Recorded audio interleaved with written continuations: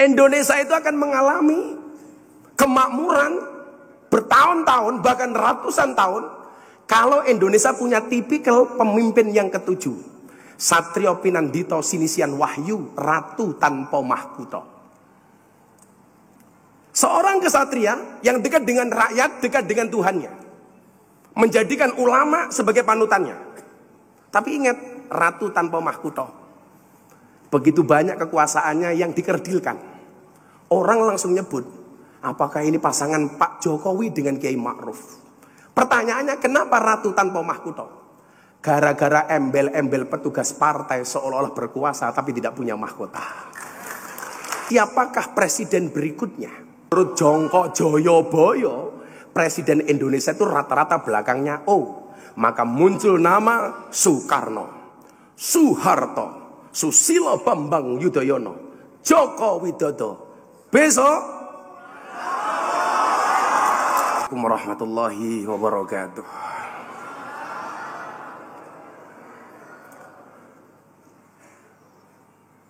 Alhamdulillahirabbil alamin, salatu wassalamu ala asrofil anbiya wal mursalin sayyidina wa maulana Muhammadin wa ala alihi washabil mujahidin at-tahirin, amma ba'du. Hadratal muhtaramin, para masyayikh, para kiai, ibu-ibu nyai, wabil khusus panjenenganipun Ayahanda Kiai Hasib yang dari awal terselenggaranya acara ini beliau begitu sibuk kontak saya untuk memastikan tanggalnya Pak Prabowo. Yang paling tidak menyenangkan adalah beliau dawuh, Miftah, kamu datang ke Tambak Beras, nanti akadnya ikut rombongannya Pak Prabowo. Perasaan saya langsung tidak enak. Ternyata maksud Pak Kiai Hasib supaya saya tidak menjadi beban Tambak Beras, tapi menjadi bebannya Pak Prabowo.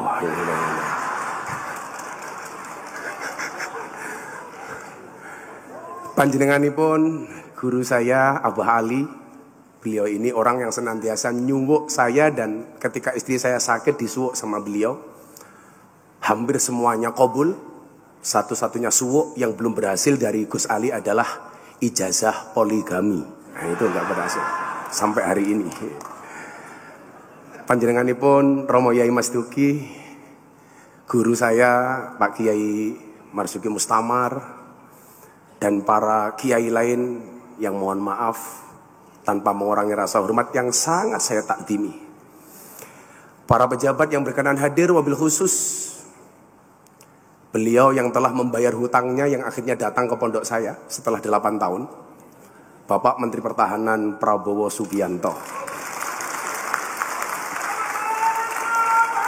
Saya bilang, bila teman pernah membuatmu kecewa, bila pasangan pernah membuatmu terluka, dan bila corona pernah membuatmu menderita, yakinlah Prabowo Subianto datang untuk Indonesia dengan membawa cinta.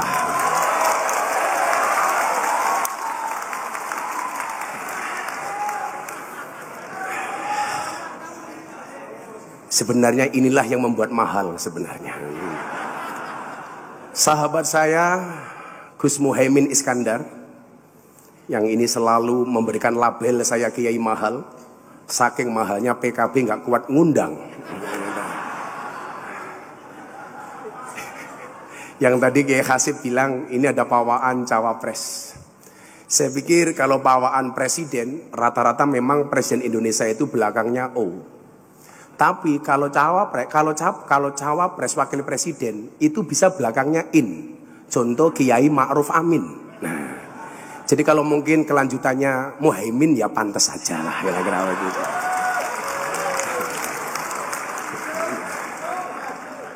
Itu tergantung bagaimana beliau kuat ngendorse saya apa enggak, kira-kira begitu. Bapak Ibu yang saya muliakan dan para santri tentunya yang saya banggakan. Saya mohon maaf Bu, saya pakai jas karena sejatinya saya masih sakit. Dari kemarin saya ngawal Pak Prabowo sowan Habib Lutfi. Badan saya sudah enggak terlalu enak. Tapi pengen satu hal saya sampaikan kepada para santri. Wa mal ladzatu illa ba'da ta'bi. Tidak ada kelezatan kecuali setelah bersusah payah. Maka Rasa sakit yang saya rasa, insya Allah kalah dengan rasa cinta yang ada di dalam hati saya.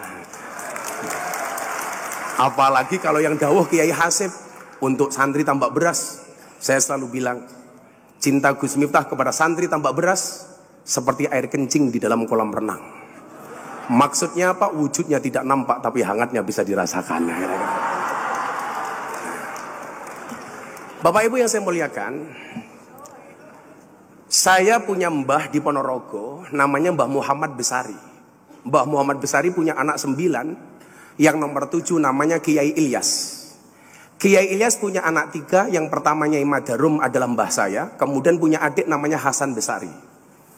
Mbah Hasan Besari itu punya murid, namanya Ronggo Warsito. Ronggo Warsito. Satu saat Ronggo Warsito pernah menuliskan, kalau Ronggo Warsito itu jangan dibilang ramalan, karena beliau adalah seorang santri. Nama aslinya adalah Bagus Burhan. Yang santri lain yang dimiliki oleh Mbah Hasan Besari adalah Ontowiryo. Nama lahirnya Ontowiryo. Setelah ngaji di Tegalsari bersama Mbah Hasan Besari, nama komplit Ontowiryo ini adalah Kiai Haji Bendoro Raden Mas Abdul Hamid Ontowiryo Mustahar Heru Cokro, Senopati ing Ngalogo, Sayyidin Panotogomo, Amirul Mukminin Khalifatullah Tanah Jawa, pahlawan Gua Selarong, Pangeran Diponegoro. Nah, yang mau saya ceritakan adalah Ronggo Warsito pernah mengatakan demikian. Indonesia itu akan dipimpin oleh 7 model macam kepemimpinan. Yang pertama, menurut Ronggo Warsito, sekali lagi, kalau yang berbicara Ronggo Warsito itu bukan ramalan. Karena man ata arafan au kahinan fasodaqahu bima yaqul faqad kafara bima unzila ala Muhammadin. Kalau yang ngomong dukun itu ramalan. Oh tenan, itu ramalan. Nah, Ronggo Warsito pernah mengatakan demikian. Ini namanya firasat bagi saya. Karena Kanjeng Nabi pernah mengatakan ittaqu firasyatal mu'min fa innahu yangduru binurillah. Takutlah kamu dengan firasatnya orang mukmin, karena mereka melihat dengan cahaya dan nur dari Allah. Beliau bilang apa Bapak Ibu? Yang pertama, Indonesia itu akan dipimpin oleh model kepemimpinan dengan bahasa besarnya adalah Satrio Mukti Wibowo, Satrio Kuncoro, Murwo Kuncoro. Seorang kesatria yang sangat terkenal. Tapi mohon maaf, sering dipenjara. Kalau kita ngomong ini dengan gampangnya, kita bisa menyebut nama Pak Soekarno. Satrio yang sering dipenjara. Yang pertama. Kemudian yang kedua adalah Ronggo Warsito menyebutkan Satrio Mukti Wibowo, kesandung kesampar. Seorang kesatria yang sakti, dia berwibawa, tapi akhirnya jatuh oleh rakyat. Orang langsung menganggap ini Pak Soeharto. Jadi kok saya mikir, kok Presiden Indonesia itu belakangnya O, depannya Su. Saya berpikir, saya lebih suka manggil Pak Prabowo ini bukan Prabowo, tapi Subianto.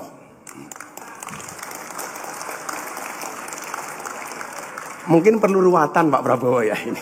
Subianto. Soekarno, Soeharto. Mukti Wibowo, kesandung kesampar. Kemudian yang berikutnya adalah Satrio Jinumput, Sumelo Atur Gawe Wirang.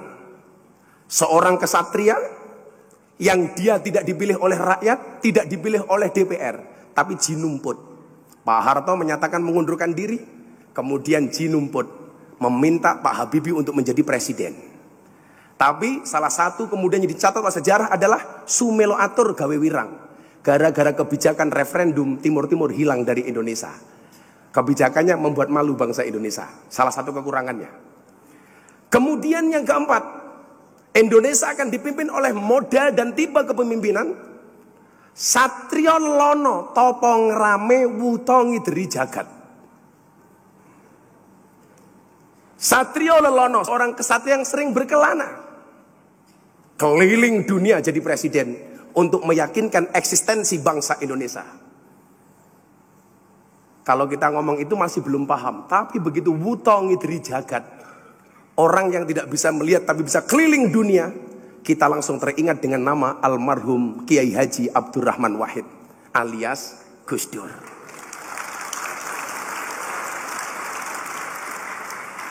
Satrio lelono topong rame wuto ngidri jagat. Gus Dur. Dan saya termasuk orang yang sangat mengidolakan Gus Dur. Karena bagi saya, orang yang tidak bisa melihat tetapi hatinya terang di Indonesia cuma ada dua. Satu Gus Dur, nomor dua si buta dari gua hantu. Saya ingat Pak Prabowo, Gus Dur itu zaman Orde Baru pernah dicurigai sama pemerintah. Gus Dur rapat dengan para kiai, datang intelijen ngawasi rapatnya Gus Dur. Gus Dur bilang sama kiai, para kiai mulai sekarang takallum bil lughatil arabiyah. Kita bercakap-cakap pakai bahasa Arab. Intelnya pulang Pak, ditanya sama komandannya. Intel, apa tadi hasil rapatnya Gus Dur dan para kiai? Intelnya jawab, aman komandan, Gus Dur dan para kiai hanya saling mendoakan. Gus Dur dilawan itu. Kemudian yang kelima, tipologi pemimpin Indonesia adalah Satrio Piningit Hamung Tuh. Seorang kesatria Piningit yang dia mendapatkan nama besar karena bapaknya orang besar. Maka kita mengenal dengan nama Megawati Soekarno Putri.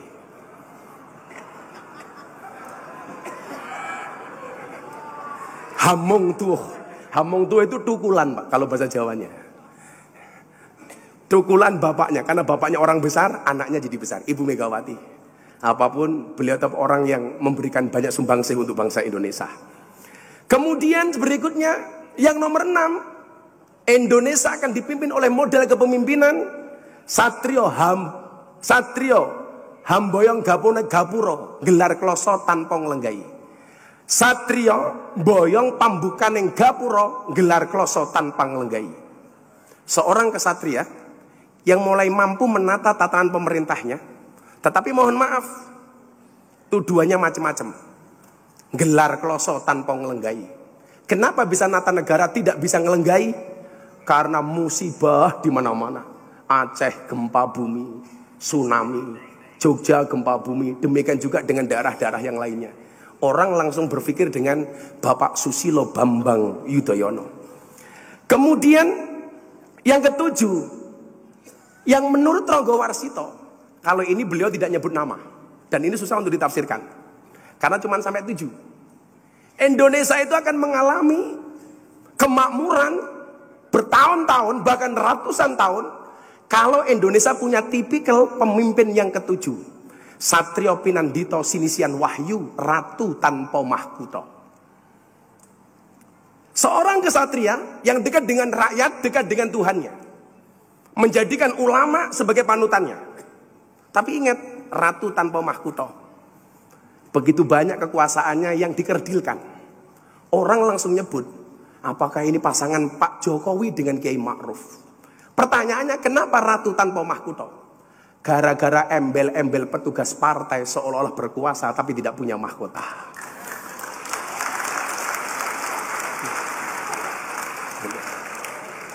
Tapi dengan segala keterbatasannya mampu menjadi pemimpin yang hebat. Nah, kalau yang nomor 7 ini kemudian menjadi tipologi bukan sosok. Kemudian dalam bahasa lain disebutkan siapakah presiden berikutnya. Yang pertama, banyak mufasir ramalan Ronggo Warsito atau firasat Ronggo Warsito yang menyatakan bahwa pemimpin Indonesia adalah yang mampu meneruskan gerak langkah Presiden Joko Widodo, yang dianggap mampu untuk membawa misi-misi Presiden Joko Widodo, sehingga apa? Program-program Pak Joko Widodo tidak akan hilang. Nah, pertanyaannya itu siapa? Tapi kalau menurut Jongko Joyoboyo, Presiden Indonesia itu rata-rata belakangnya O. Maka muncul nama Soekarno, Soeharto, Susilo Bambang Yudhoyono, Joko Widodo. Besok